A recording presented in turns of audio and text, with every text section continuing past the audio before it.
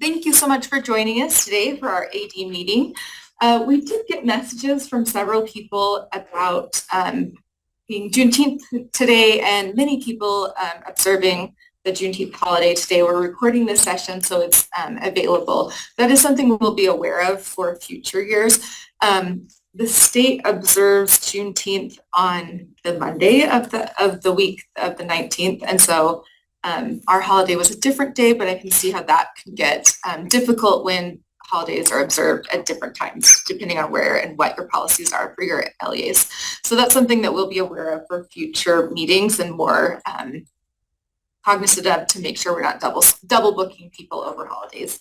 But thank you for those that are joining us, and then those who are watching this after the fact. We appreciate you being here, and hopefully we have some good information to share with you today. So our quote today comes from Jane Austen. I was able to go with my sisters and my niece to Bath a few weeks ago. My niece graduated from high school and we went to Europe and got to tour around, but we were able to tour in Bath, as you can see here with Mr. Darcy. That a quote from Jane Austen: "It isn't what we say or think that defines us, but what we do," and reminding us that our actions speak very loud and what we do makes a big difference. So thank you all for being here, and jump right in with some board meeting updates. Our June board meeting just a few weeks ago, we had several things that passed. One rule, board rule R277632, which was the additional funding for at-risk students when you have a large influx in your LEA and don't have additional funding, a large influx of multilingual students and don't have an additional funding for that large influx. There were rules created specifically to define what that would look like and the money that would be available. So you can reference R277632 if that applies to you. We also had our math standards approved to go forward for public comment. They're in the process of getting that public comment ready because there was an addition by one board member that added some additional language that wanted to go out to everybody. So they are finalizing that. I don't think, Katie, we have that final link yet, but that should be ready to go and be posted shortly. That will be out for a 90-day public comment. So I know many of you are interested in reviewing those new math standards, recommended math standards, and we would love to have as much public comment and people provide feedback on that as possible. As soon as those that link for the public comment is available, we'll send that along in our AD memo, and we'll also send that to the SMEC leaders, the math leaders in the state. If there are questions on that, you can reach out to Katie or Jared or myself, but that should be coming pretty soon. We're expecting that probably any day now, that public comment. We also had a couple of contracts on the consent calendar that passed. So we had the DLM contract extension that was approved. So we are moving forward with DLM as our alternate assessment provider. And then we also moved forward. We had our A2A AI contract amendment approved with MGT. So that cohort is moving forward. We did not get our WIDA contract on the consent calendar. We've worked with WIDA because our contract expires June 30th with them, but we've been able to work with them and won't have an issue with moving forward with administering any of the screeners or anything that you need this summer. That should be in place and no worries there. We're anticipating that contract will be on the August board meeting. There's no July board meeting, and similarly, there's no AD meeting in July. So that WIDA contract should be on the August board meeting, and we don't anticipate an issue with that moving forward with anything with the summer. We should be able to continue as is. We're also hoping to have our 9th and 10th grade assessment contract on the August board meeting. I have a slide about that next, so I'll talk about that in just a second further, but we're planning to have that contract on the August board meeting. Additionally, we have the Standards and Assessment Committee meeting, so that will be the Friday of August board meeting, and we plan to discuss any of the ESSA public comment for our ESSA amendment plan, and that got posted for public comment. Megan will address that in just a little bit. Yeah, the new math standards. So thanks, Pamela. Will we expect to see the new math standards in school year 25-26? Depends on the board feedback and their comments. So We would likely have the standards approved sometime in 25-26, and actually hopefully more than likely, sometime in the 25-26 year, the new math standards will be approved. The timeline for implementation of those is typically that we allow teachers some time to get some practice and get to know the standards, get curriculum ready before we're assessing on those. We're not sure exactly because we're not sure when the standards will be approved. So we're not sure yet when the new assessments will be. The earliest would be spring of 27 that the new math standards would be assessed. It's possible they would be assessed until spring of 28, but we're aiming right now for spring of 27 for new math assessments. Okay. And the next slide just talks a little bit about our RFP process for those 9th and 10th grade assessments. We had posted the RFP. Those submissions were due by June 11th. I can tell you that we had 4 submissions. I can't tell you who those submissions were from, but I can tell you that we had 4 submissions, and we have an RFP team that are in the process of scoring those proposals. And we'll have our final scoring meeting next week on June 24th. We should be able to announce shortly after that who was selected. So our procurement team has to, once we've determined who the vendor of the contract will be with, our procurement team has to notify that vendor and the other vendors. And then there's a process if people contest that. But we can announce who was selected by the committee shortly after that meeting on the 24th. So watch for that. Since we don't have an AD meeting in July, we will share as soon as we can the vendor that was selected for the 9th and 10th grade portion of the assessment shortly after that June 24th. So I'm thinking it'll probably be mid-July by the time we're able to share with people, but we'll send that out in an AD memo. And then again, we're hoping that that contract will be in place by the August 7th board meeting.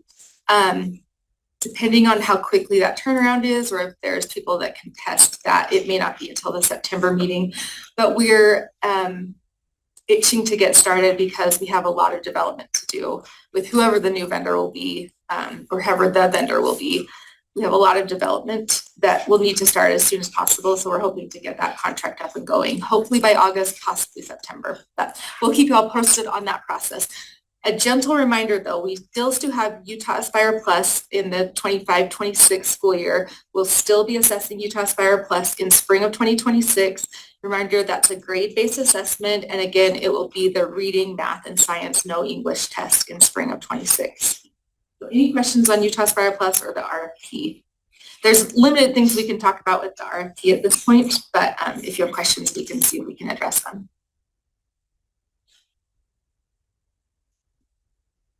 Okay, if questions come up, we'll be happy to address them as they come up. So please reach out. So Scott is actually fishing in Alaska. He's not here, so I'm going to go over a couple of his slides here, not more than a couple. He's got quite a few because we've got a little bit of information. I know we've received feedback from or questions from a couple of people regarding the Standard Test Administration and testing ethics trainings and signature forms. We're working on updating that training right now, so that should be coming shortly. We're hoping to make a couple of additions and allow people to access that in a couple of different ways. We're working on those things. For sure, those will be available by July 31st. I know that's hard if people have trainings that start before that and need to have their schools trained on testing ethics before that. We're going to get everything available for sure by July 31st. If you have questions on that, yeah, I see that, Drew. Thank you. In the transition of roles, that's something that we delayed and we're behind the 8 ball on that. So for future, we agree with you that having them by June at the latest, but probably May, is going to be our goal for next year so that they'll be ready to go for people before they leave for the summer and they can make plans and allow for training. Another thing we talked about creating is a Canvas course. So during off time during the summer, or it wouldn't have to be like in a professional learning altogether with the teachers when you come back to school. That's something that they could do independently and work on, and having checks while they go through to make sure that people are actually doing the training. Something that we're working on for next year. I don't think it'll be ready by July 31st for this year. but thinking through how can we make these available in a timely way for you all, as well as an easy way to get through and make sure that people can access. Okay, thanks, Brianna. That's good to know that a Canvas course would be helpful. So we understand and apologize for the lateness of getting this ready, and vow to do better for next year, making sure we have a better timeline for accessing or for getting that information to you all. You see Brian's? Brian, let's see. Training until July 31st. You know, I think if you already have plans to train people, training people with the slide deck from last year would still be appropriate. So I think especially if you've already made plans, and those plans would be to train people before July 31st, I think you'd be fine. I would also, once the new slide deck comes out, maybe just provide a refresh or something, or some information for the new examples that are being included on the new slide deck, if those specific areas are not included on last year's. And what we can do is maybe highlight some of the areas that are changed, so you can see, okay, these are things that I've trained people on, and these are things that maybe should still be communicated with people. I think that works for this year where it's coming out later. Okay. If you have other questions on the testing ethics form, let us know and reach out, or keep it in the chat. We'll respond to there. Okay, we also were able to do, before I jump into assessment observations. No, you're fine, Emily. Thank you. I was thinking the other slide was next. Sorry. The reminder about the rule change from last year, that you no longer have to provide us your plan for your test administration for the year. What the rule changed is that you do actually have to have a plan that addresses each of the areas on this next slide of R277404. So you have to develop a plan that includes the dates of when you're training, your plan to provide PD, to train educators on testing ethics, and para-educators on testing ethics and administration, and then the use of assessment results. And you just have to, instead of submitting that plan to us, now you just have to provide an assurance to us that you have met the requirements of the plan. That date is by August 15th. So by August 15th, you have to let us know not your actual plan, but that you have met the plan. So on the next slide, there's a link to a survey for you to provide us an assurance that you have met that plan by August 15th. So just that reminder, you don't have to send us the plan any longer. You do just have to provide us the assurance that you are meeting the elements of the plan.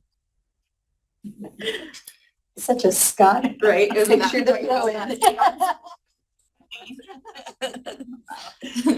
So follow up with us if you have any other questions on meeting the plan or sending that assurance to us about the plan.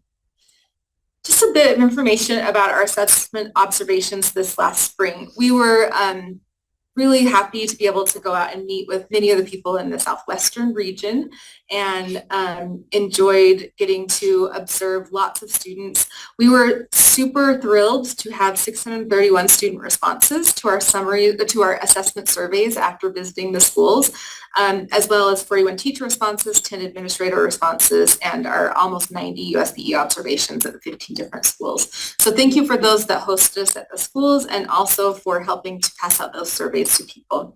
The next couple of slides go through some of the information that we received from feedback from those surveys, and we were really interested in a lot of the information that was shared with us again.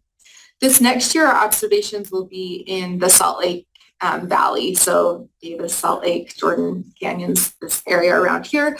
We'll be visiting you all this next spring.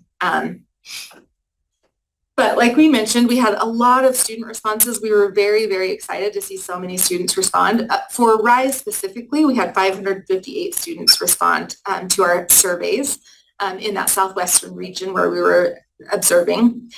A lot of people, you can see that math was their favorite RISE assessment. Go Katie and Jared. Writing, not so much. Not as many people loved writing as much as the others. But writing was only administered in 5th and 8th grade. So that lowers down our pool of responses for writing. Some of the feedback from students that they had suggestions. One was to make the RISE test shorter. We tried to do that with our ELA test this year, was make them a little bit shorter. but something that we've noticed from students that was their request. They also asked for less noise during tests, so some distractions with not necessarily in the classroom, but outside of classrooms. Sometimes the noise was distracting. They wanted more teaching more material from the test or teaching harder concepts, which is something that was common between some of the students in RISE and some of the responses that we got from students taking UTAS Aspire Plus was they wanted harder things on the test. And I'm not sure how many students responded to that, but that was some feedback that we got.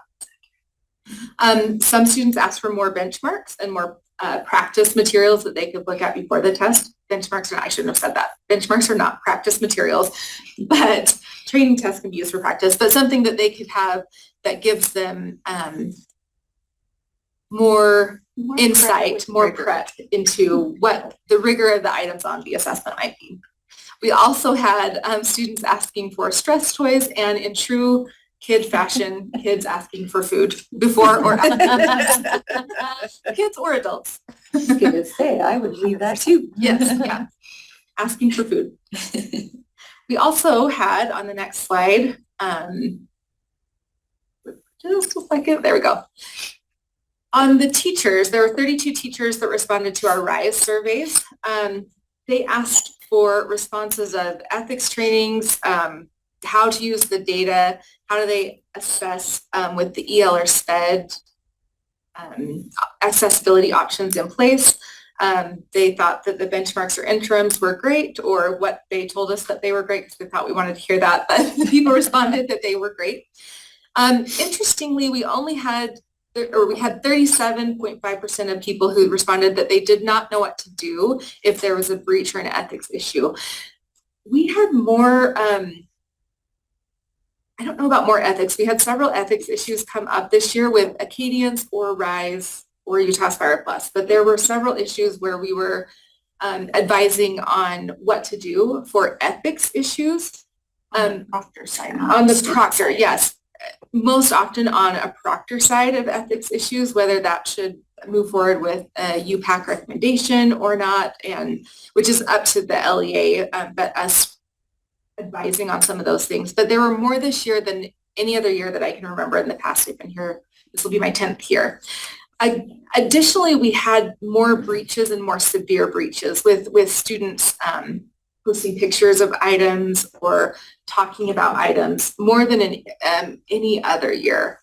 So one of the things that we wanted to highlight this year was hopefully part of your plans is helping to train people on what to do if there is a breach or an ethics issue. What's your policy and what are the things that a teacher should do if they notice one of those things happening? The teachers mentioned that they appreciated the alignment to the core and the organization of the tests and that the data was usable on RISE tests specifically was the feedback that we got. They were also wanting some help with ways to support the students who just click through everything. They wanted more access to science benchmarks or interims and some development workshops for people that are in the South so they don't always have to travel to the North to participate in development workshops. And then finally, one thing I skipped over at the beginning was teachers were asking for data on question types or that the students missed the most. So what are the question types, not the actual questions, but which types of questions are students missing the most?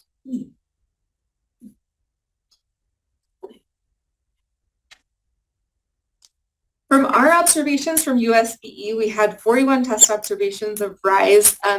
Over 650 students were observed. Almost all of those were students participating on Chromebooks or laptops or desktops, but by and large, the students were participating on Chromebooks.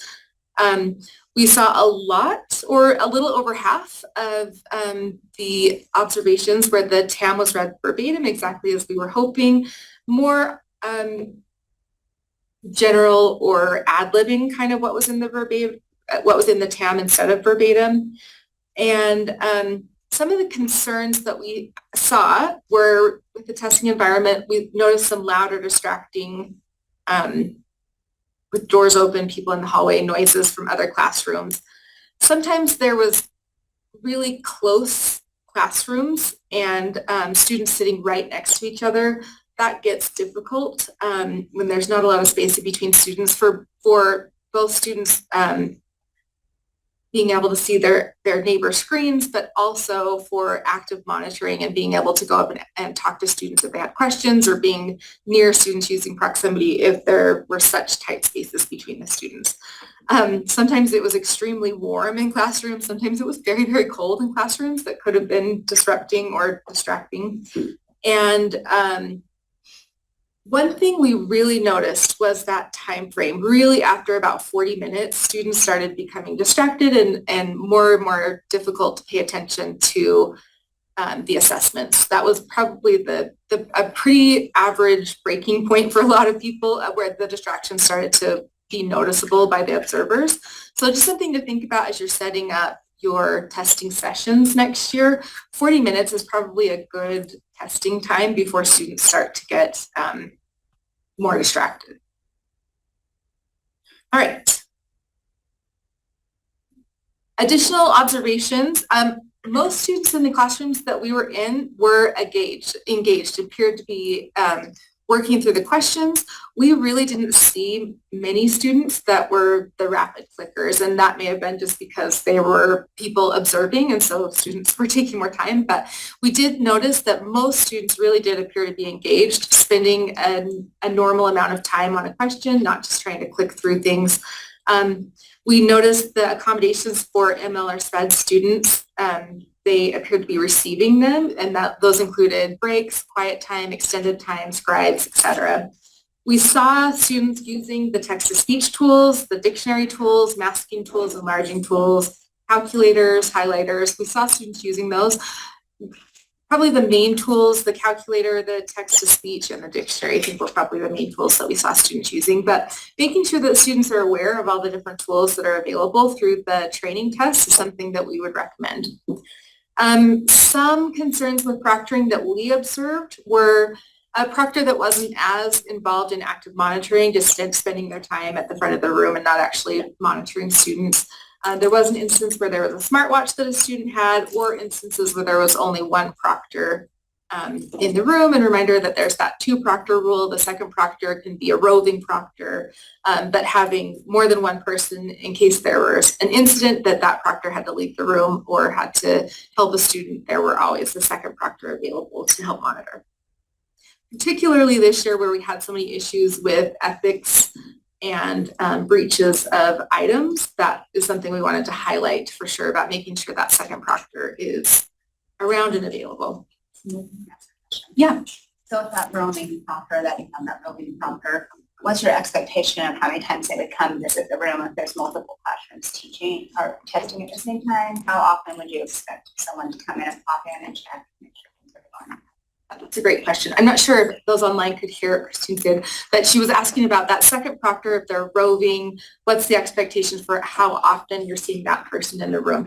I don't know that there's a specific expectation, but more that they are available. So they're within sight if there's something that's in the room, if a kid gets sick and the proctor in the room has to help and the other proctor can come in. So there's not a specific number as to like you should be stopping in 3 times an hour into each of the rooms, but more that they are available and everyone knows where that person is. So there's a communication happening, whether that's through text or walkies or whatever, that they can say, hey, quickly, if you're observing in somewhere else or you're helping out somewhere else, I could use some help in this room. So some kind of communication going between the proctors. I don't know, if, Elise, if you have other thoughts on that too. Not particularly other thoughts, but we did see an interesting situation where instead of the roving proctor actually like walking between classrooms, the classes that we're testing were actually all in one hallway, and that roving proctor sat at a desk in the middle of the hallway. So you could peek out the door and the proctor was within 10 steps of any room testing. And so it's just really nice to have that person kind of centrally located rather than like in their office or in a library or down in the front office or something like that and waiting for a text message. That roaming proctor was in the proximity of the students who were testing and very, very accessible.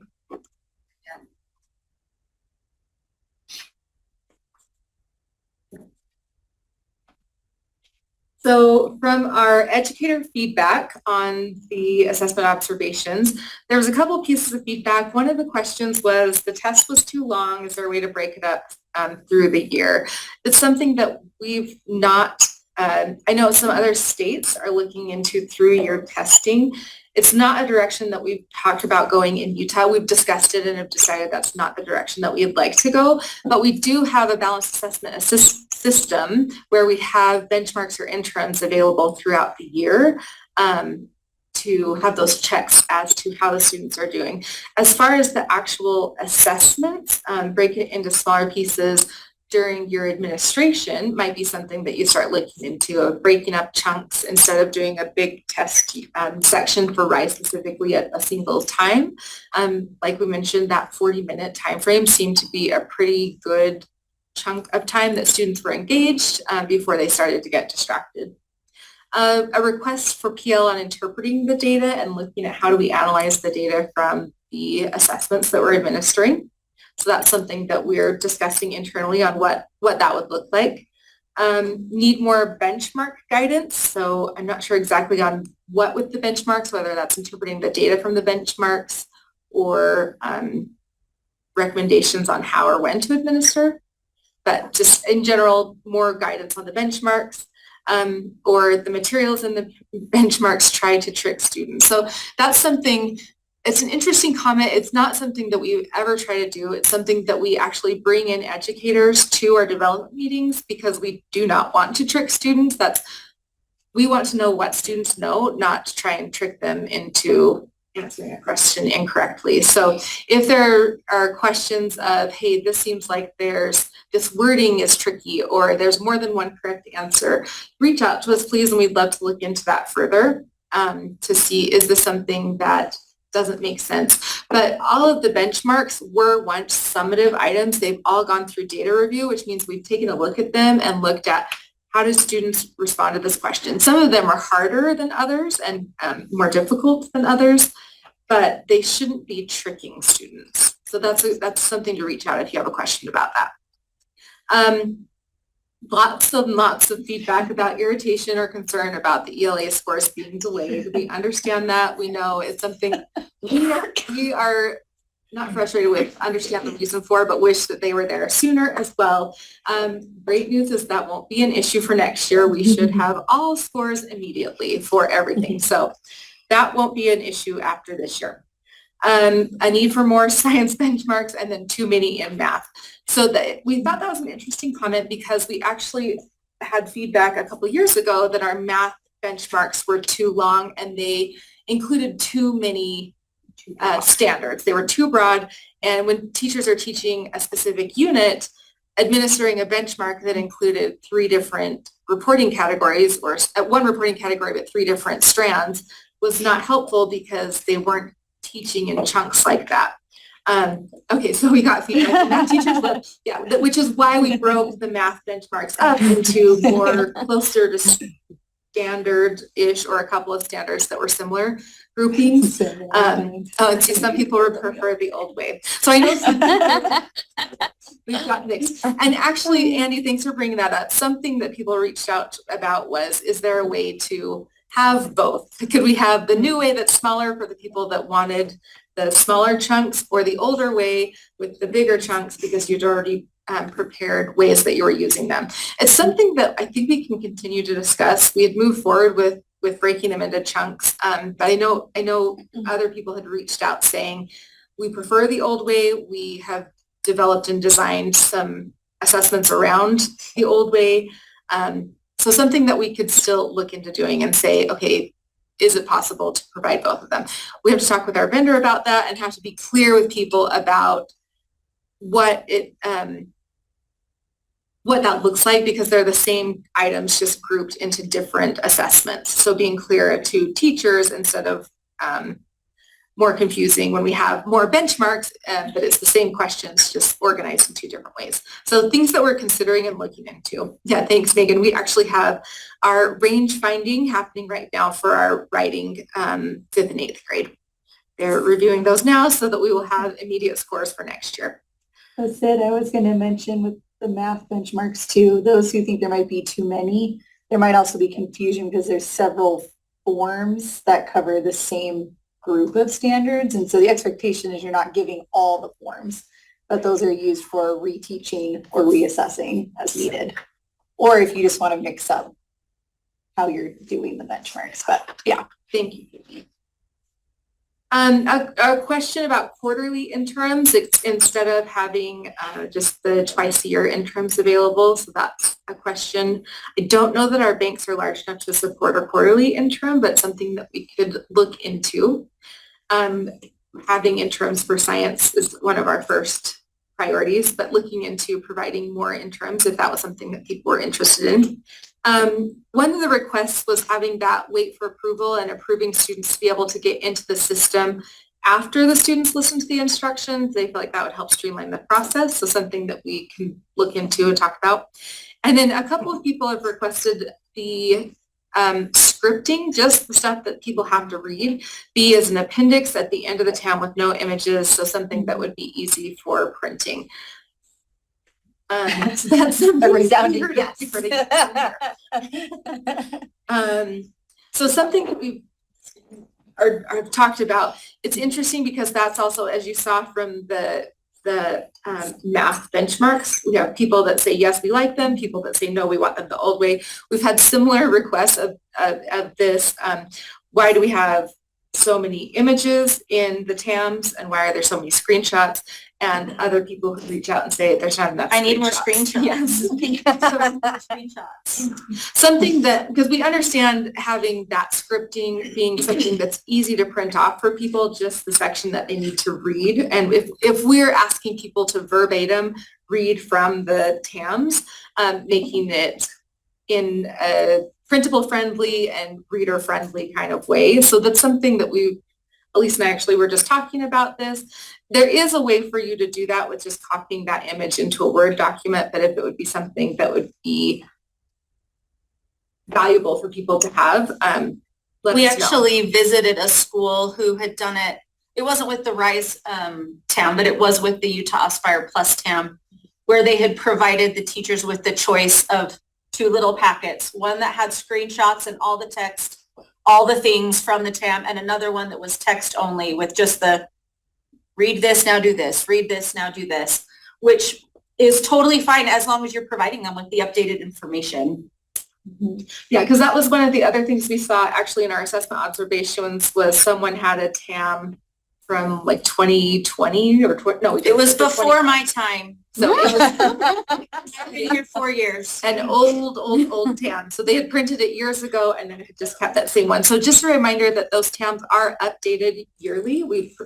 And sometimes even multiple times a year. So making sure that you have the most up-to-date TAM ready to go for people is preferred.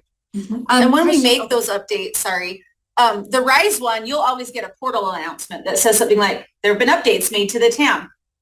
And we recognize that it's hard to know where those updates are made, but if you are just dying to know, you can reach out and I can tell you. With Utah Aspire Plus one, that auto email is not an option currently. And so if a change was made to the TAM, I would put it in the AD memo and say, update to this scripting or update to this piece. Okay.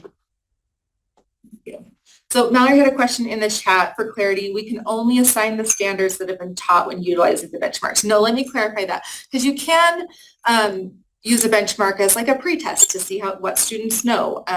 So that was just saying that sometimes the reason we changed the math benchmarks initially, they were really long. So administering them was taking kind of a big chunk of time. And then also people if they were wanting to understand what students knew on a specific unit or standard that they had taught, it was harder to utilize the benchmarks for that if there were other questions that were also, they hadn't taught yet. But you can utilize the benchmarks or assign them as like a pretest to see what students know. You don't have to have had them have taught those standards before using the benchmarks.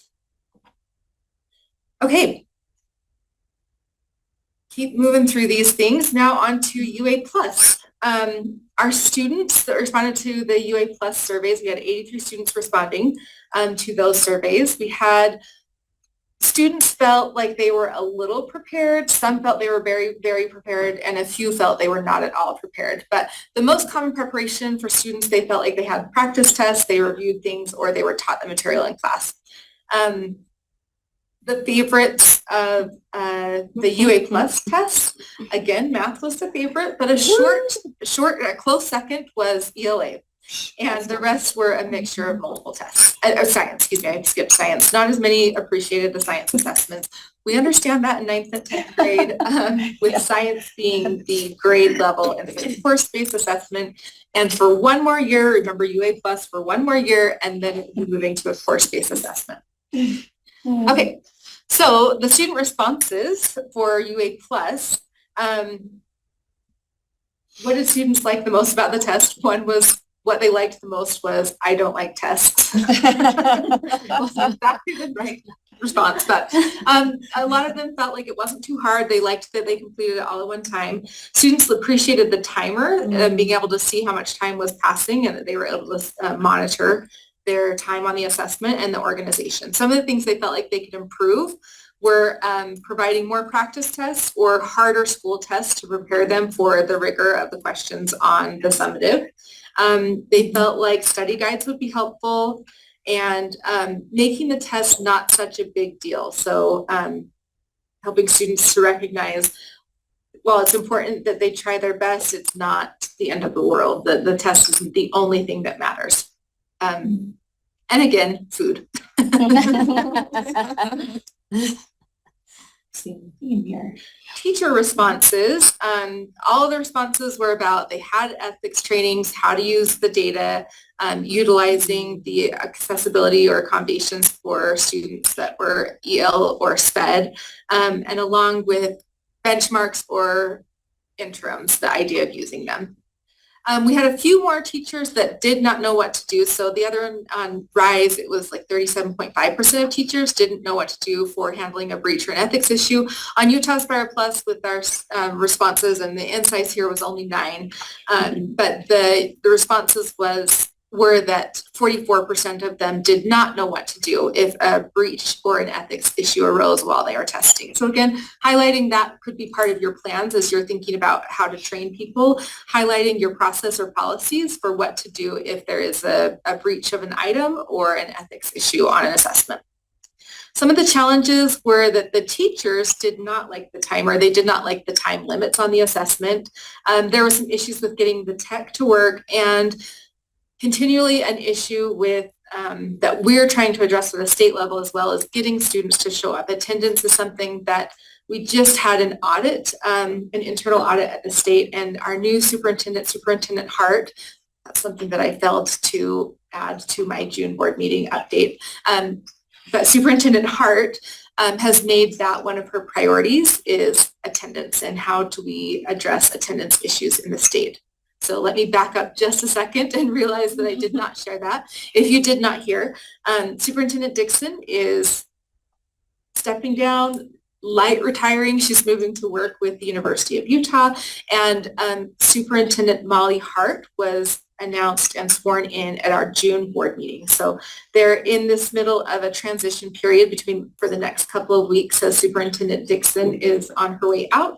But we do currently have Superintendent Molly Hart, who is was a board member, and then was sworn in at the June board meeting.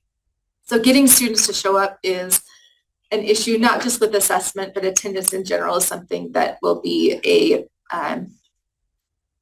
major topic over the next little bit, because we know both nationally and locally that's an issue that schools are facing.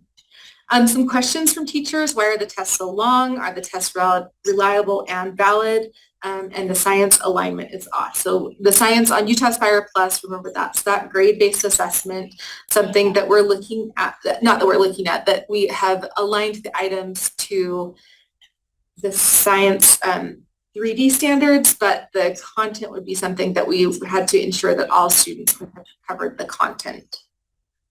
So that won't be an issue after we move forward with the new course-based assessments starting in spring of 27. some of the wants from the teachers were blueprints aligned practice tests. So something like the interims that teachers have access to on RISE. That is something that we in the RFP had hoped that our new vendor will help, our new contract will help us work on with having interims and benchmarks for our high school assessments as soon as possible. We don't quite have the banks for that immediately, but working on developing our banks so that we have those available for those grade levels and courses as well. Okay, USBE observed 15 UA plus observations. That was 304 students that we observed. Most students, again, appeared to be engaged. We did not observe any students that had ML accommodations. We did observe 2 students that had some SPED accommodations that received extended time. Of the tools that we observed, calculators, the toggling on and off of the timer, using highlighting and using TTS or the answer crossouts for some of the tools. But again, a reminder about using the training tests to help students know what tools are available for them. Concerns with their proctoring were rare, but again, one of the proctored issues we noticed were only 1 proctor in the room. Continually, we noticed that students were not provided with hearing headsets. They were saying earbuds, headsets, thank you. They did not have headsets provided to them or requiring students to ask if they want one. In the TAM, it's really specific just to hand out scratch paper and headsets to students from the beginning so that they don't have to ask for it. Having those resources available to all students from the beginning of the test is the plan. We noticed 2 different times that the test instructions were the wrong test instructions. Again, one time it was from years ago, the TAM that was several years, and the teacher was reading to the students about you should click here and you should click here, and those were not at all on the screens.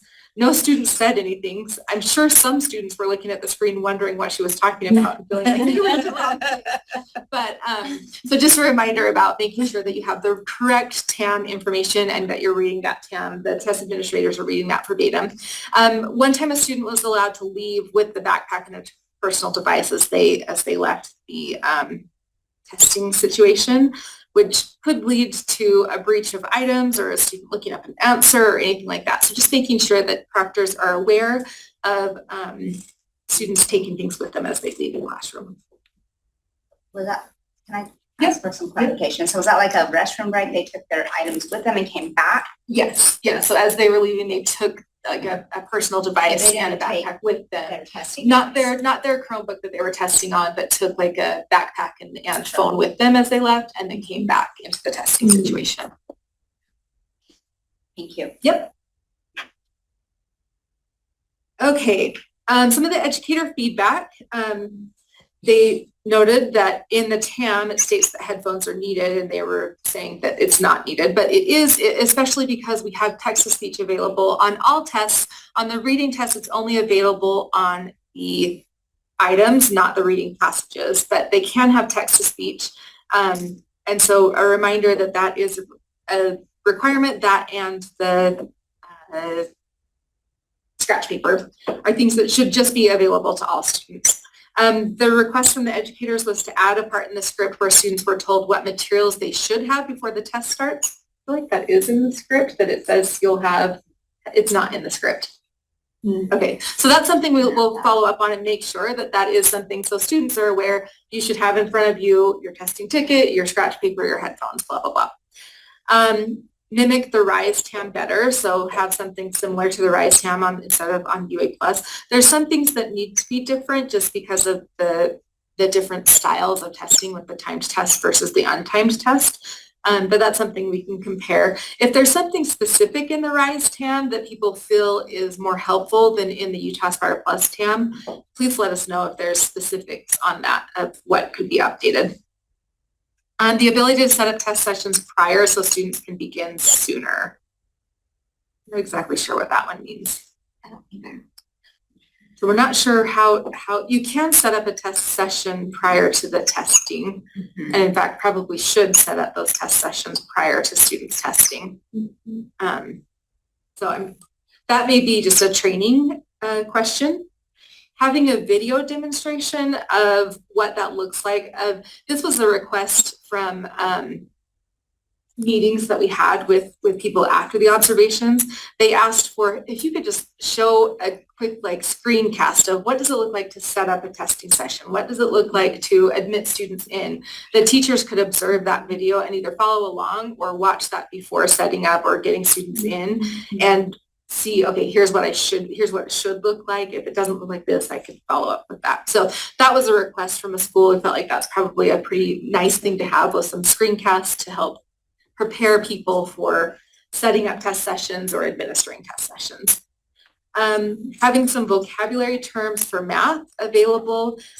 I think this was a request about similar to what we used to have on the sheets that were provided with like the formulas, or if there were specific terms that students needed to have to answer a question. That's something that I think we've started to talk about for our new math assessments that will be administered after we have new math standards. A couple of questions on, do we allow calculators in sixth grade for the whole test? That's probably a big question that we'll ask for feedback from educators, but likely we'll get an affirmative yes, we just want calculators available. And then looking at, do we want to provide those like formula sheets again for math? Is that something that would be available to all students? Something that I think we have discussion about, and we'll bring in, as we have the new standards, we'll bring in educators on alignment of our items and which items still align, which items no longer align. And that will be a question that we'll ask at that time too. Would it be beneficial to have those formula sheets again, or is what we have and including the formula in the prompt when it's something that the students don't have to have memorized? Or is it just easier to have the sheets for everybody? So those are questions that we're looking at for. We have a great opportunity with new math standards to develop some new ways that we're testing math. And the vocabulary terms specifically for math, we always refer to the core guide math vocabulary terms that are deemed appropriate for that grade level. So if it's not in the core guide, we don't use it. Kind of baseline. Thank you, Katie. So if teachers are wondering, is this a term that my students should have memorized or not? Is this what I should be using? The core guides are a great way to access that information. Yeah. And then some ideas for what students can do when they're done testing. So that might be something maybe we could put together a list, or if you all have recommendations of what you've done. The most we've seen, well, I would say 80% of the observations that we've done, students, especially on UA Plus, sleep. They put their heads down and just rest. Some students have books that they pull out a book that they're utilizing. So that may be something that we can put together a list of what we've seen. But if you have recommendations of things that you have noticed as well, that would probably be a great thing to share so that we can maybe put together a repository of ideas for what students could be doing. Okay, so some takeaways. Students appear to be more interested in giving feedback. We actually, in one setting, in one of our assessment observations, were able to sit down with students after the assessment and ask them specific feedback. They really appreciated that and felt like they liked being asked their opinions on the assessments and were able to share some feedback on the assessments that they participated in. On UTaskFire Plus, we found that students liked the timer. Teachers didn't necessarily like the timer. Everybody wants food. A lot of educators don't have any ideas about the school or district protocols if there are breach or ethics issues. Students appeared to have positive comments both from the educators and the students on both of the assessments, which we appreciated, and that science test teachers would like benchmarks, interims, and better alignment on the UTaskFire Plus. So those were overall our assessment observations, things that we've discussed with our team after the observations, and reasons why we're looking at updating a few of the materials for you all moving forward. I think that was it at the assessment observations. Any other questions or things that people had feedback on, things that you've done or things that you would like clarification on?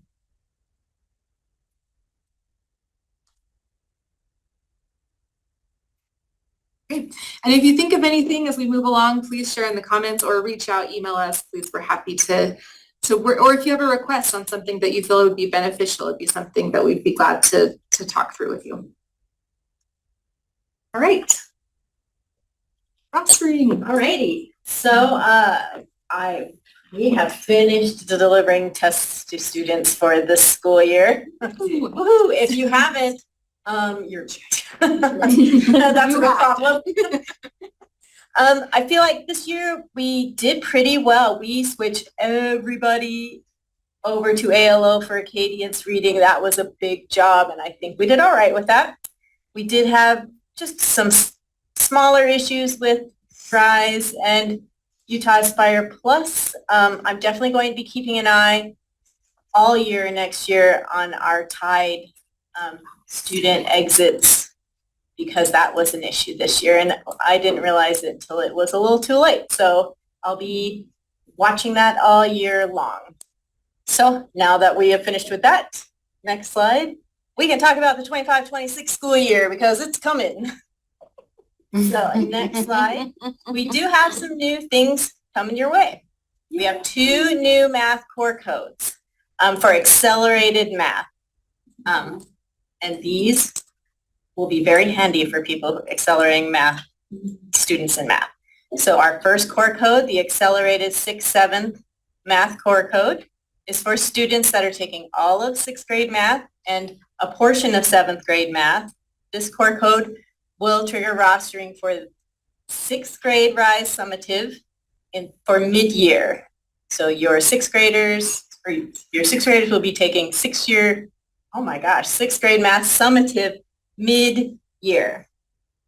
If you have students enrolled in this course, it's expected that in the next school year, they will be enrolled in the accelerated 7th and 8th grade math test class.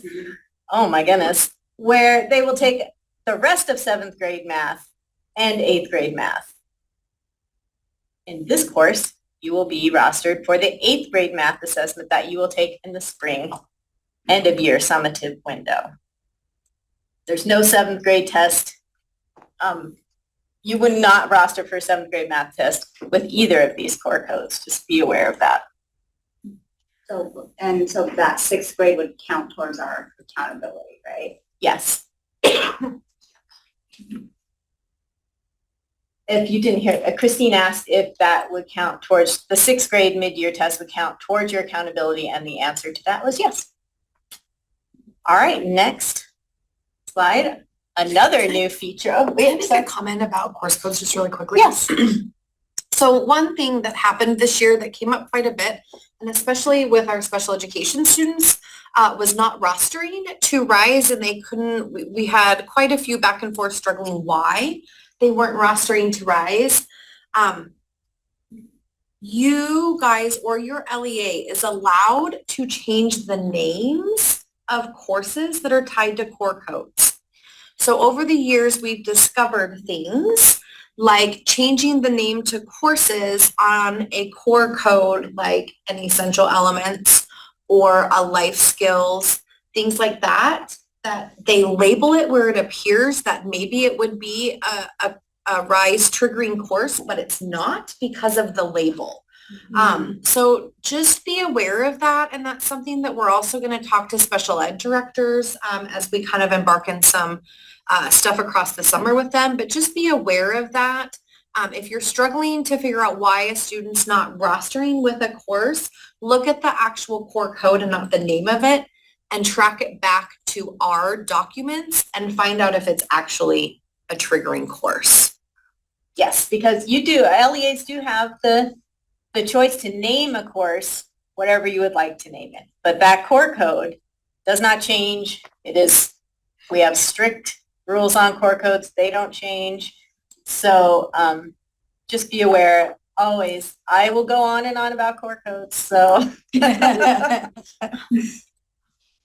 all right. So next new feature for next year, the teacher email field. So yay.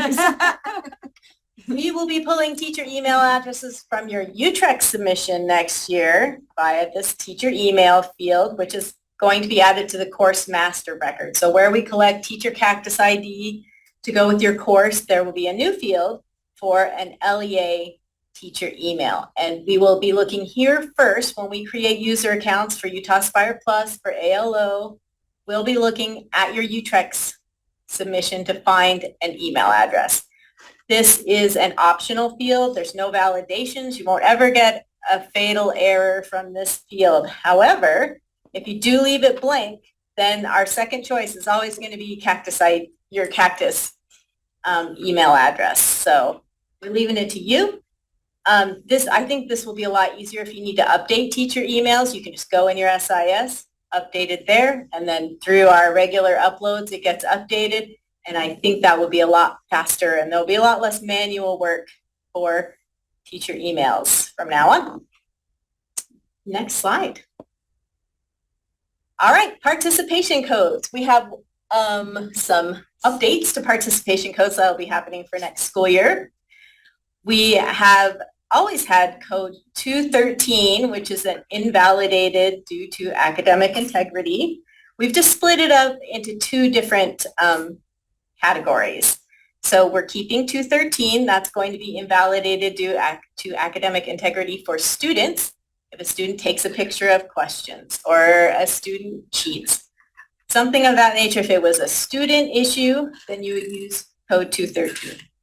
If you need to invalidate a test because of the test administrator, there were administration errors. Administrator read all the questions and everyone did them together. If they weren't there. If something has happened in the administration of the test, then you would use code 216 for those tests. Also, we are going to be bringing back participation code 108, which is course will continue next school year.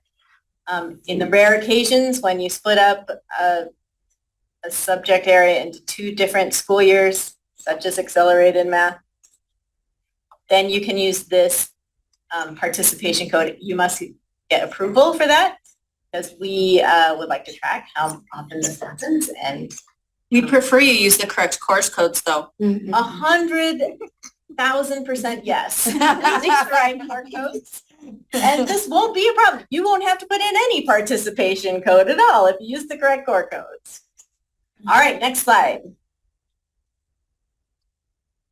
Okay, starting next year, our Utah Fits All students will have their very own school number when it comes to rostering for assessment. Right now, we have 990 for homeschool, 992 for our Bureau of Indian Education, and 995 for private school students. I know this year there was some question, where did the UFA students go? Well, now they go in school 993. Okay, and so next slide.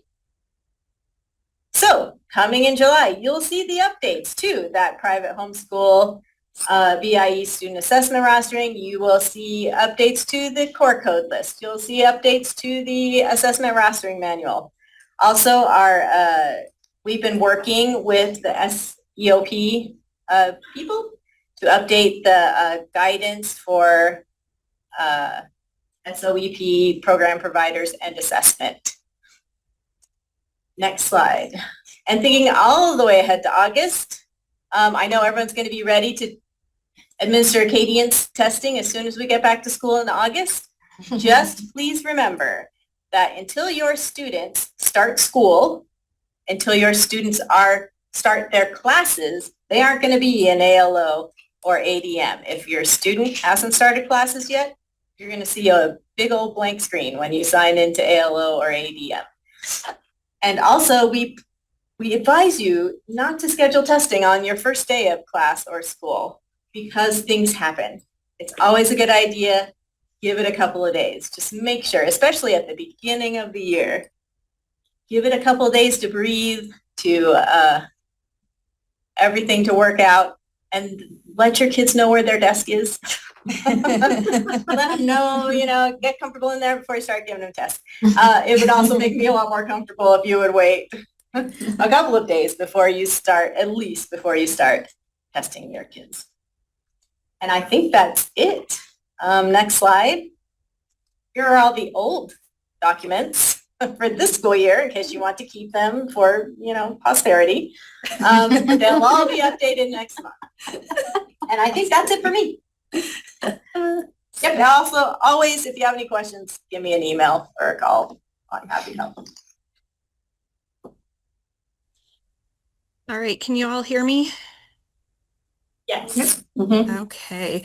Really quickly, there are not any slides on this, but I'd like to take the opportunity to put my ELA assessment hat on, per questions in the chat.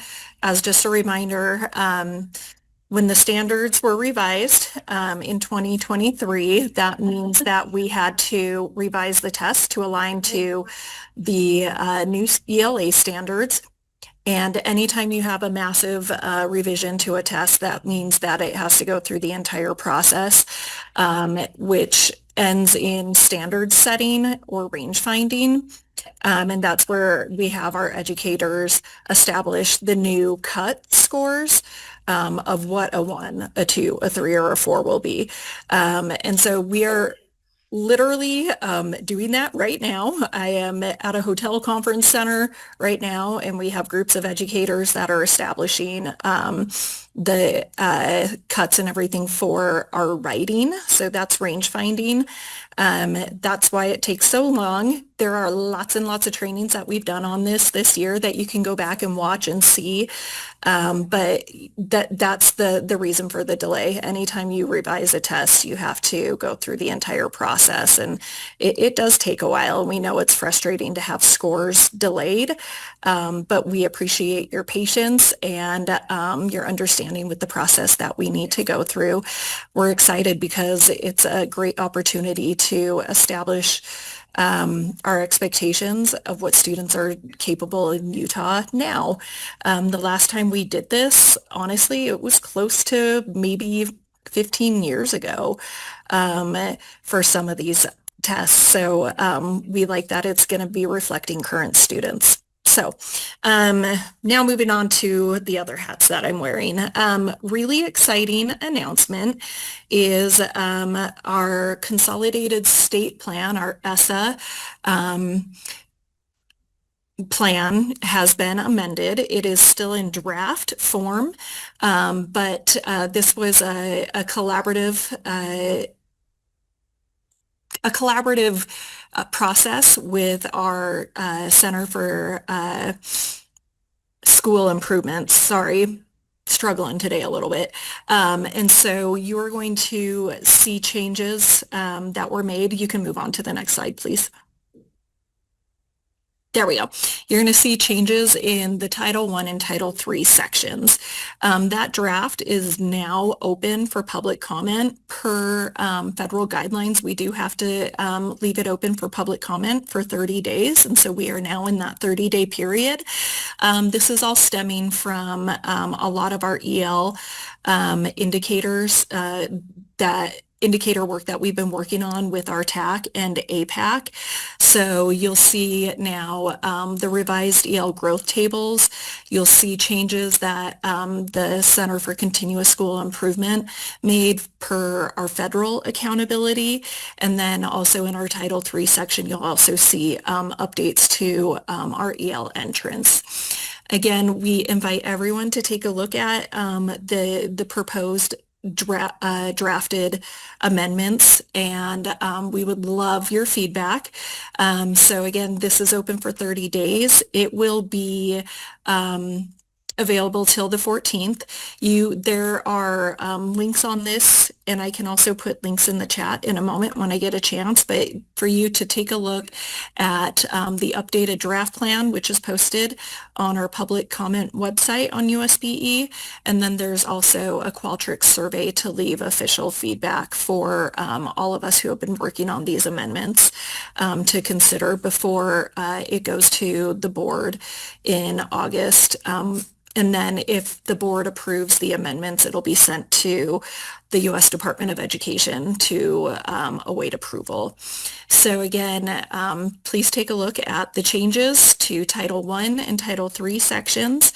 And again, leave feedback on that Qualtrics survey. And if you want to go and see the full website with the explanation, you can go to our written public comment page on USB's website. It's been a lot of work, and these are a lot of changes that we know tons of LEAs have been asking for.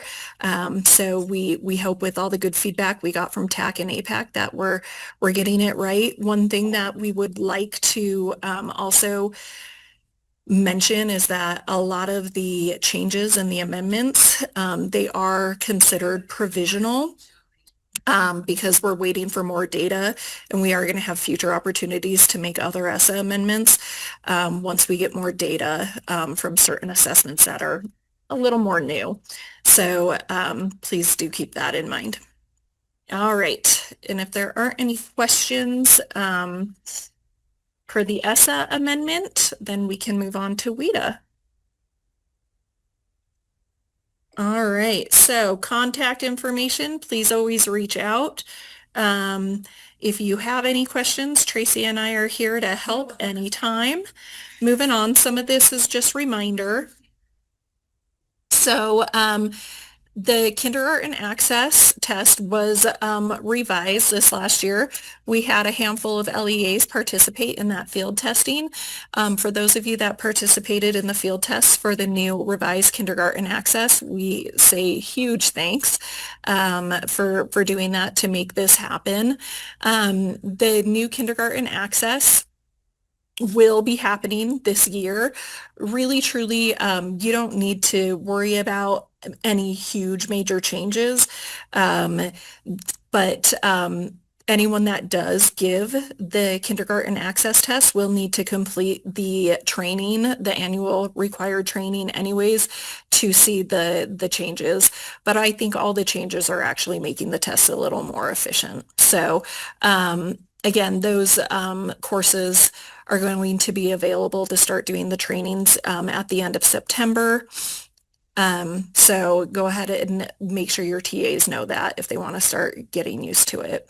On our next slide here, you'll be able to see some of those updates. Really, the biggest thing is that it's just way more streamlined. Again, making it more efficient. So there's no more fold out game board.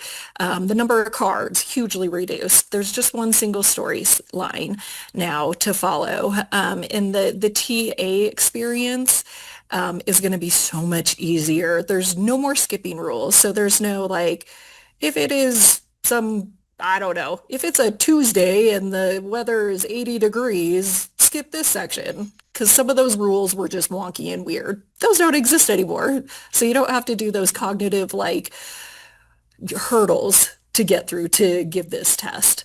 The scoring rubrics were updated. There is a new low vision test administrator script, which we are very grateful for and happy about for that new accessibility feature. If you have any questions about utilizing the low vision TA script, please contact Tracy. And again, the TAM and the training course have been revised. We really do think when Tracy and I got to look at this, we really felt like, yeah, this is going to be just way more streamlined and efficient.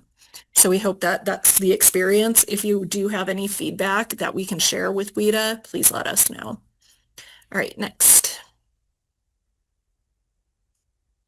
All right, and again, there are changes. We talked about changes coming to the regular online access 1 through 12, but do note that while things have been revised, the test the test administration itself should not feel any different for students and test administrators. It's all stuff taking place behind the scenes. There are going to be updates to the training course though, and you will still get score reports on time. As we get closer to those score reports, so we're talking all the way into next April 26, May 26, we will provide guidance on exiting guidelines using concordance tables. So one thing that will be taking place as this is a revised test, and any test going through a major revision, it has to again go through a standard setting. We are looking for educators that would like to participate in that standard setting with WIDA. We get to submit 5 names, and we hope that maybe 2 educators will be chosen from Utah. We need people from all 41 states and departments or territories to participate in this event. And I believe it'll be in Boston next July. It'll be taking place. But if you have someone that knows this test, works with these students, please submit their names to us so for consideration, so we can submit those to WIDA for consideration. All right, next. There are some speaking changes. This I did present to you in our last AD meeting. So there are going to be new trainings. Again, if you're administering Access Paper or Screener, the different trainings will be slightly different now. So keep that in mind. Again, things have been updated, so that's why we're having all these changes. If you have any questions or confusion, just reach out to us or WIDA's customer service, and they can walk you through it really fast. Next. All right, so some screener reminders. It feels early, but we are pretty dang close to being able to start screening students. All screeners, alternate, kindergarten, and online, can begin the 1st of July, so just weeks away from that. Again, test administrators need to do the trainings annually, so please make sure that that's happening. As you screen students that are coming in and enrolling in your LEA, make sure that you're updating your SIS correctly to indicate if students do qualify for language services and REL as you screen them. Recently, we have gotten a huge influx of questions regarding the various SIS and how to enter student EL data into the various SIS. Since every SIS is different, we really recommend that you all reach out to your help desk for that particular SIS. And while we know the Aspire SIS is a USB-E sponsored platform, we in assessment don't have any access to that, so we actually don't get to see it, use it. So if you have questions about Aspire, please reach out to the Aspire help desk so they can walk you through the process of what you would need to put. And then, of course, and sorry, Maureen, but you can always ask Maureen if things are going through correctly, because that she will see through our Utrex exchange if things are rostering correctly for your EL students. If you need paper screener, we do house those at USB-E. And if you have students that need paper screener for accommodations for accessibility purposes, or if the student has little to no technology experience, then paper would be appropriate. One thing I want to say about paper is don't just give paper if they're a newcomer and you assume they have no technology experience. Talk to the parents, talk to the student, of course, using translators if necessary, to find out what is the right one. Don't just automatically assume a student can't use technology because they're new to the country. So again, we only use paper again for accessibility purposes or if a student has little to no technology experience. So that would be paper, grades 1 through 12. All right, next.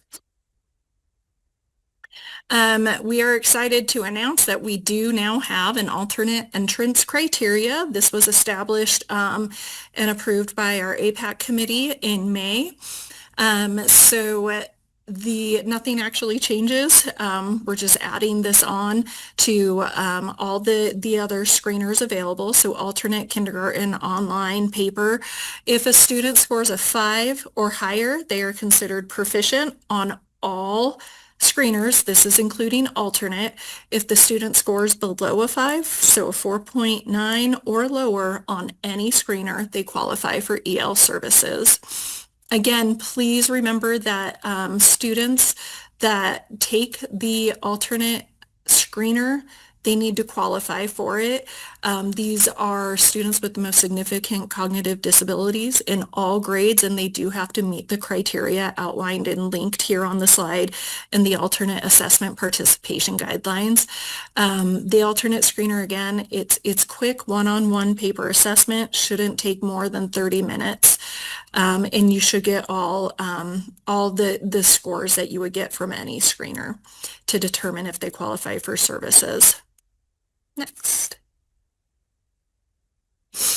Again, everything for screener is going to become live and available July 1st. It is free for all of you to use and download. And remember that the color versus black and white, that makes no difference. So that's your LEA's choice when you print off the materials, but it will not affect student scoring at all, how you print black or white or color. So again, the calculator, the printing scores and everything's all available in the secure portal. And for any questions or guidance regarding the alternate screener specifically, please talk to Tracy. She has a lot of knowledge about this and she's happy to help. All right, in the chat. Materials, Megan. If you need to know where to find materials or training course, contact Megan. Yes. Secure portal. Policy questions, contact me. Yeah. I mean, we really both can help. Yes. Are there dates yet for the next school year? I am right in the midst of locking those down. So we just had to tweak a couple of things per reporting. But I should, by the end of this week, have those dates 100% nailed down. You can always expect them to be around the same time period. So beginning of January-ish, when we all get back from the winter break, to the beginning of March. So, and those will be updated probably, all the websites will be updated probably within the next 2 weeks. We just had to work out one little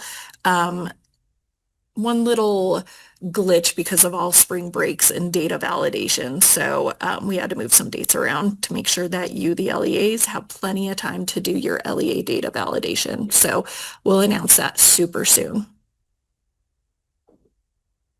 You're welcome. All right, next. All right, technology reminder, and this is actually going to be something that's going to most likely affect a ton of your testing platforms. DRC just sent an email out about this yesterday, but the information is here on the slides as well that was sent in the email. In a week, you will be able to access the new technology updates, so you can update the student testing platforms and everything like that. Whoever is in charge of updating your devices and your tech coordinators, please make sure that this information is available to them and that they can access the updates in WIDA AMS.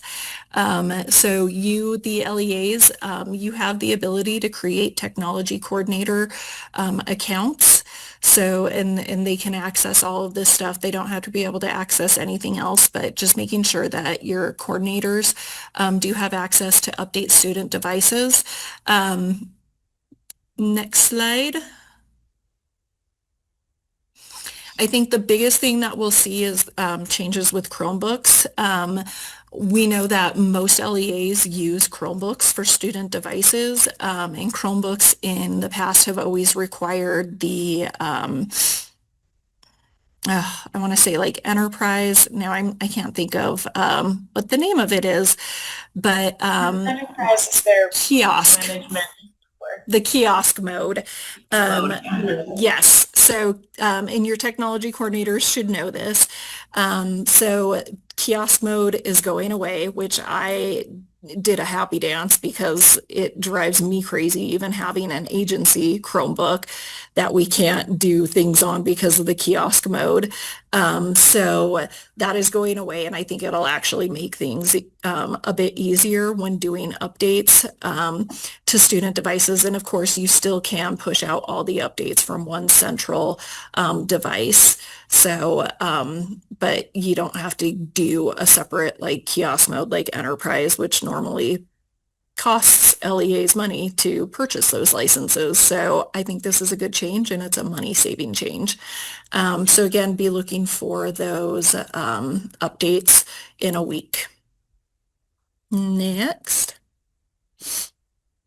And of course, our contact information and our website, and WIDA's website. And again, you'll be seeing a lot of changes coming down because of our ESSA amendment and new dates and all that good stuff.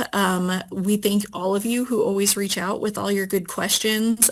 We love the communication, and we love to be there and a partner to help you through your WIDA experience, since this one's one that just never ends throughout the year. So I think that is it, unless there are other questions.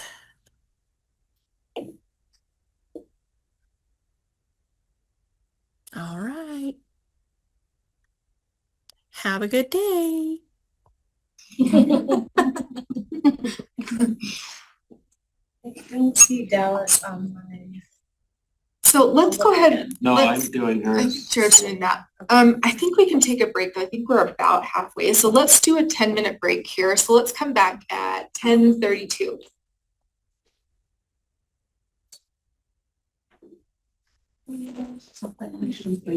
Yes, ma'am.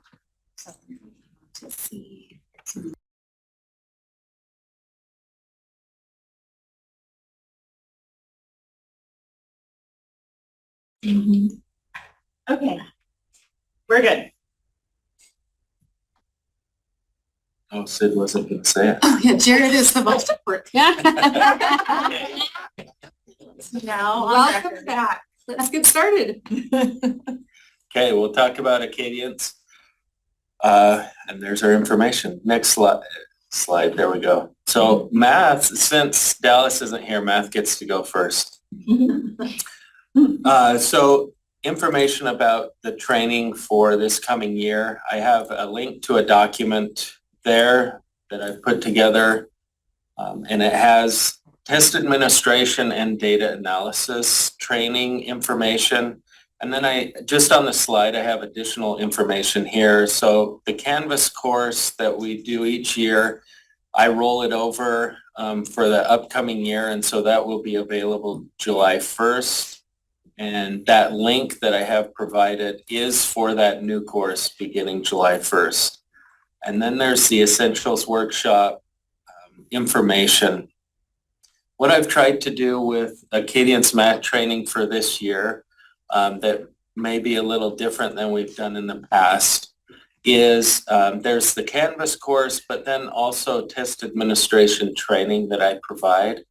I'm not doing the Essentials Workshop unless I'm specifically contacted for that need. If there are people that want to become Acadians math mentors, what I found is that most people are just interested in test administration and scoring training. They don't necessarily care about everything that the Essentials Workshop entails.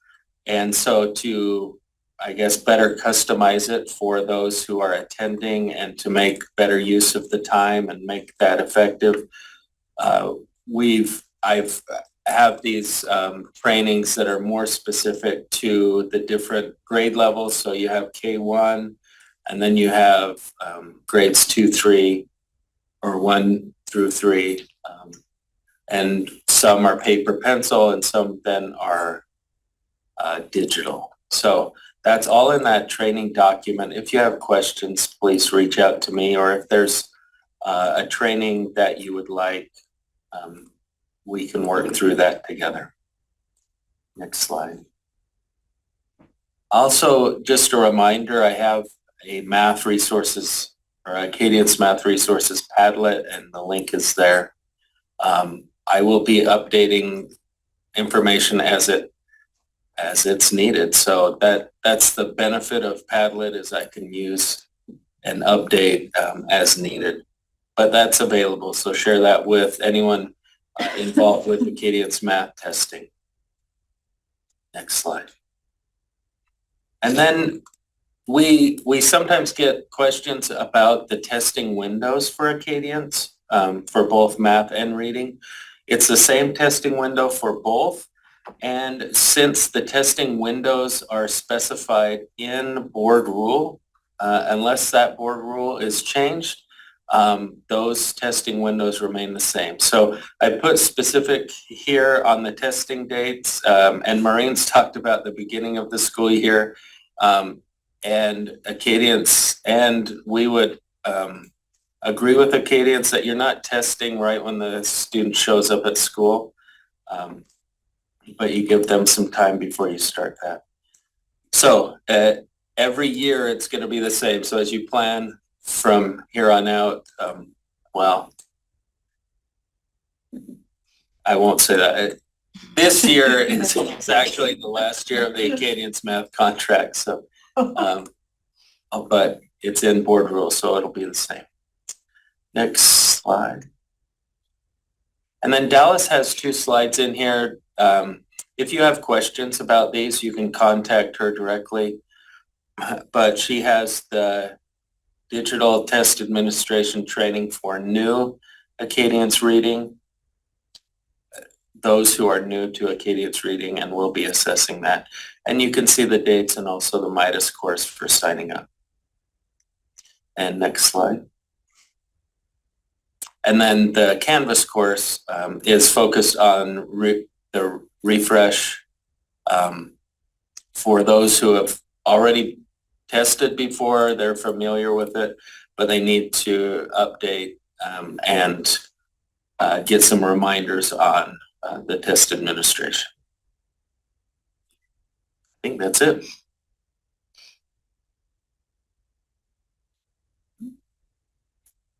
We have either of them.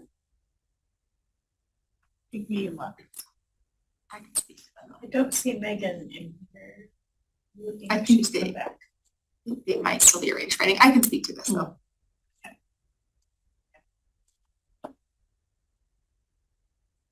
Okay. We unfortunately did not get quite enough responses for our writing benchmarks, although the very last couple of weeks of school we did, thanks to all of you, I think, for reaching out to people and really getting us a lot more responses. We still didn't quite meet the threshold for any grade besides 5th grade. 5th grade really appreciated the writing benchmarks and really participated. We worked really closely with DRC, who's providing the scoring for our writing, and Cambium to work on the range finding for the benchmarks. And we did have enough responses that we'll still be able to move forward with holding that range finding in August for all of the writing benchmarks, except for 7th grade informational. So we got enough responses that they feel confident that we can still get a training set of papers out of the range finding. We will have automatic scoring available, so automatic feedback and scoring available for benchmarks, writing benchmarks, starting in November of 25 for all grades except for those 7th grade informational. 7th grade argumentative, we got enough responses, but we didn't have enough responses on the 7th grade informational. But all of the other grades and both writing types will have immediate scoring for writing benchmarks starting in November of 25. The 7th grade informational, we will have those open similar to what we did this year, starting in January of 26. We'll need to continue field testing those 7th grade informational, so those will not have automatic scores. And then we'll hold a mini range finding for those 7th grade informational prompts next summer in June of 26. So that by the 26-27 year, we should be able to have automatic scoring for 7th grade informational, as long as we get enough people participating. We can utilize the essays that we have currently. I think there was only like 200, maybe 400. It was less than half of what we needed responses for the 7th grade informational. So good news is we will have all grade levels argumentative available with immediate scores starting in November. All grades except for 7th grade informational writing benchmarks in November as well, but then we'll still have to open up that range finding, or excuse me, the like field testing range finding window starting in January of 26 to get 7th grade informational resources or information for writing benchmarks. Questions about that, you can reach out to us. I think that might be, and it's okay. Perfect. For your LEA level users, I will be holding my Great Big Rise training, focus more on the administration of the benchmark modules and interim assessments, as well as mid-year summative, August 28th from 1 to 3. So you can put that on your calendars.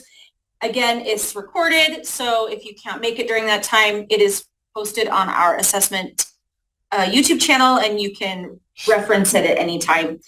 Some dates just to be aware of. All of this is in the AD resource guide, but this is just your quick at a glance of the windows that are available. Just as, again, a note here, it's already been said multiple times today, but writing and ELA reading benchmarks and the ELA interims, they will be delayed. Their availability will be delayed because of the standard setting that is currently happening as well. So just be aware of that. And with fall interims, there are no writing or summative, writing or science, there we go, interims currently available. As a note here with the mid-year summative, I just want to call this out, especially because Maureen had mentioned the new core codes for those that will be testing mid-year in those accelerated courses. Okay, the mid-year summative window is for any accelerated course that is going to end mid-year, and students need to take that test prior to the exit of the course. Okay. Just this is your friendly reminder now that you should probably already have this done, but on the off chance you're a little behind the 8 ball, you might have a mere few days to make your 3-week window for distributing your ISRs to parents now that testing is done and complete. But just remember also, I've already had emails. Once the calendar rolls, you need to change your reporting time and pick a day prior to your last year of school. Already numerous emails about all my scores are gone. Everyone is missing. All the things are bad. And it's a very easy fix, which is very nice. Because if all the things are bad, it is really bad. But this thing, I go, oh, no, there's a really easy fix. You just have to change the reporting time. So make sure that your RISE users are aware of this again, because that's the other thing that's hard, is this is something that a lot of people are only using once a year. And it only becomes important when they're using it. And so they forget this one little easy fix that will make their lives a lot more smooth if they remember it. Just a little heads up with the dual language immersion assessment. The DLI testing dates are still currently set for October 20th through December 12th. We will have our training on that system on Thursday, September 25th, 1 to 2:30. And this is your firm but friendly reminder, with the DLI test, always please plan to test within the window and think accordingly about all of the holidays and activities that take place during that window, okay? Because sometimes we don't think about it, and then all of a sudden Thanksgiving has passed, and there's like 8 days that are available to you. And we always tell you to try to keep that last week for your makeups only. So the earlier you test with your dual language immersion students, the better off you are going to be, right? Okay. To say one other thing about the DLI. So we announced last month that a new vendor had been selected in an RFP process. There was a contest to the RFP decision, and so the procurement has been delayed. we have a meeting with the superintendency next week to discuss recommendations for moving forward, because at this point, having a new vendor and training everybody on a new assessment system is difficult when we don't have a lot of time to plan for that. So we're meeting with them, with our superintendents on Monday to talk through the process of what happens next. The procurement was sent to like a third-party procurement review group, and they have 30 days to review and then put together their response. So that would delay our contract with a new vendor. Our options at this point are continue to be able to move forward with the new vendor and work on training on the new assessment, or look at extending our contract with the current vendor for an additional year, which includes a little bit of work on that process. So we're looking at what options we have. At this point, we're not planning on adjusting the dates for administration, but hope we'll have more information for you on the DLI vendor shortly. We should have a plan for next week as far as what direction we can move forward in. We hope that the third-party procurement people won't take the full 30 days. Typically, they have a response earlier than that. So that will help us understand what we can do. But our hands are kind of tied at this point as far as moving forward with the new contract versus the contract extension. But we will keep you all posted as soon as we have more information on that. Now it's DLM's turn. Perfect. Just trying to see if I get my video to come up, but it won't. Okay. DLM. So just a couple quick updates. Go ahead, Em. So this is your reminder now, between now and July 1st, when they kind of roll over the system. It's a great time to go in, clean up users, deactivate anybody that is still in your LEA but doesn't need DLM next year, or remove users for anybody that's retired or moved out. So whatever's active and whatever that looks like come July 1 is what will roll into the new system. So now is a great time to kind of go and clean that up. Go ahead, Em. Okay, so download extracts also before July 1. So any data extracts that you may have run, reports or saved in there, P&P settings, test monitoring, anything you want in there, please make sure you capture those before July 1 as well. Next, go ahead. Okay, score reports for next year. So they will roll over the system and get things up and going come that first part of July. We will actually have DLM reports delivered down back into Educator Portal on July 18th. So we always kind of typically tell you guys by the 1st of August, but they should be there by July 18th. We don't anticipate any changes that need to go back to DLM. And so all this year's last spring testing, all those new reports should pop in, with the reminder that your teachers will not have access until we roster students.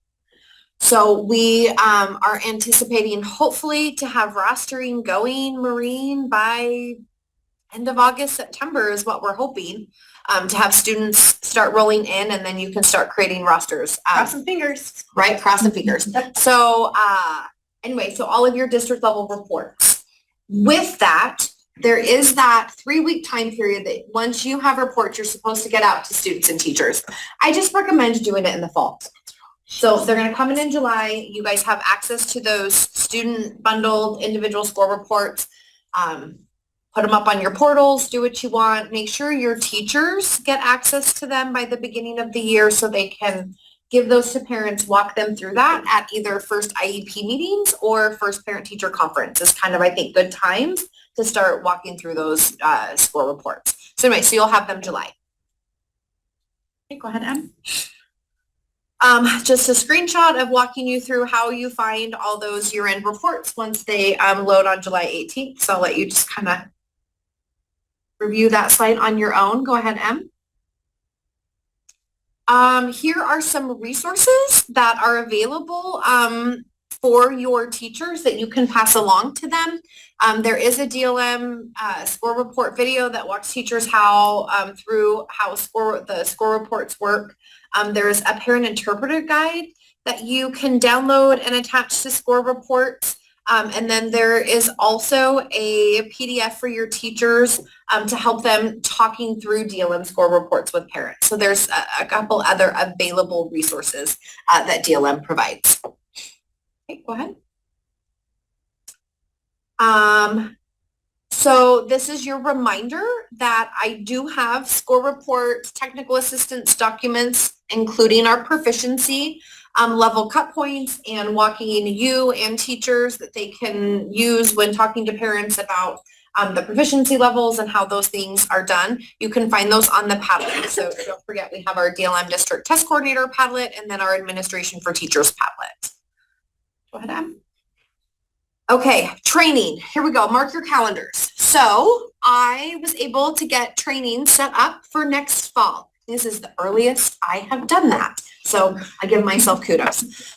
If you get in and you notice there's something funky with one of those MIDAS courses, please let me know. But here's the MIDAS course for our DLM administration trainings that will happen regionally. We will kick that off down in Cedar City on Friday, October 10th.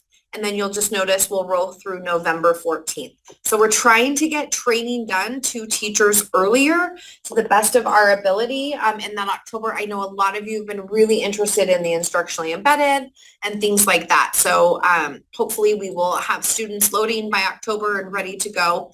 So that training will be a good one and they can start engaging in those instructionally embedded. I will then follow up.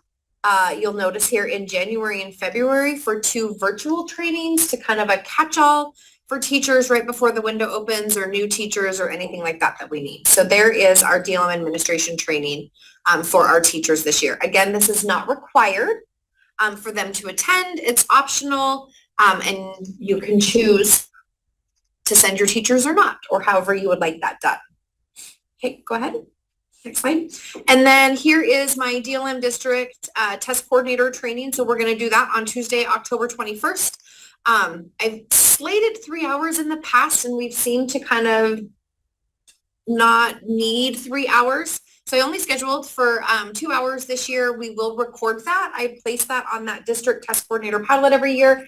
If you're not able to get to it, please do not send teachers to this. This MIDAS course is not for teachers. So I had a couple teachers land in this last year and then received some not so happy emails and feedback from them saying that it didn't make any sense to them, which would make sense because this is for district test coordinators. So just please be aware of the different MIDAS course numbers. And I made these back to back so you'll notice that they're only one number off from each other. So this is for district test coordinators. How do you do the things that you need to do in DLM for that expectation? If that is not you and that is someone else in your district, please pass this information along. Okay, next slide I think is questions. And then there's links to all of our resources. So let me know if you have any questions. Do we know when the benchmark modules and ELA will be available? Oh, that was Lisa. I'm assuming that was Liz. Yep. All right. Can you post the link to the slides again? I was late signing in. Yes, we can do that. Okay, awesome. Thanks, guys.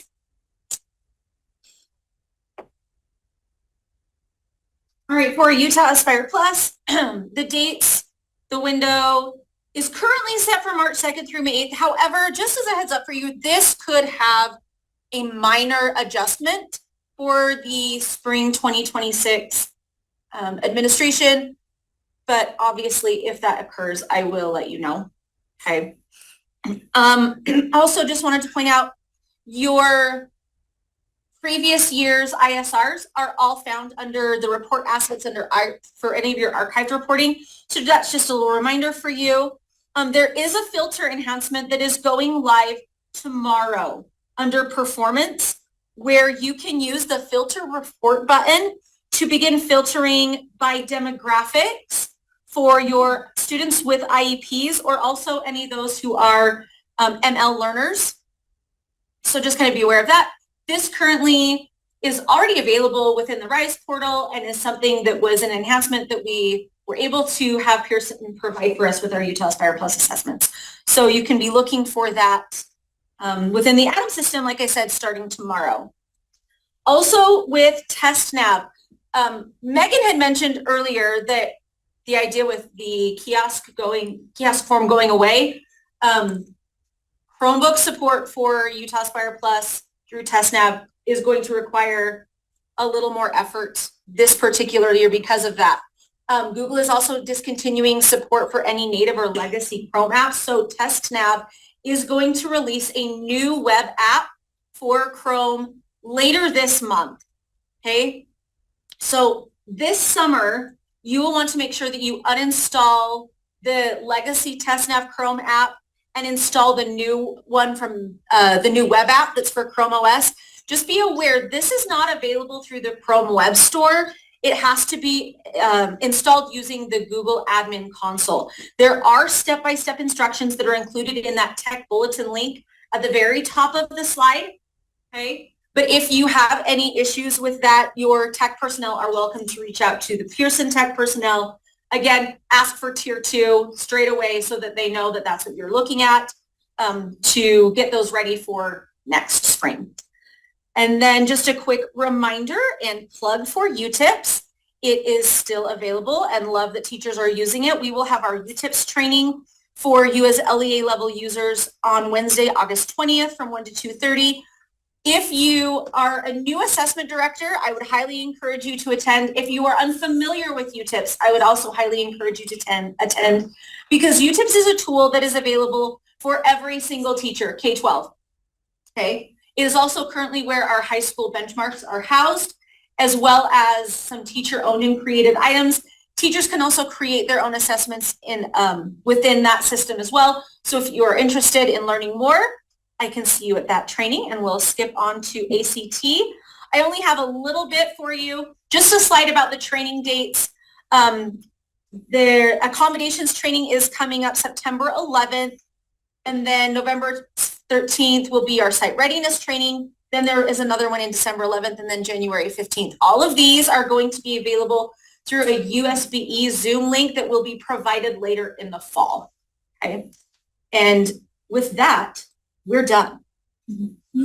Unless you have questions or if someone has secret slides. These secret slides. That's the end. Right. Well, thank you. We'll hopefully give people back about an hour of their day, and those who are watching hopefully on like 1.5 times after the fact, are able to have some time back. We appreciate, as always, the partnership that we have with all of you, and please don't hesitate to reach out with questions or requests or anything like that. We appreciate working with all of you. So thank you.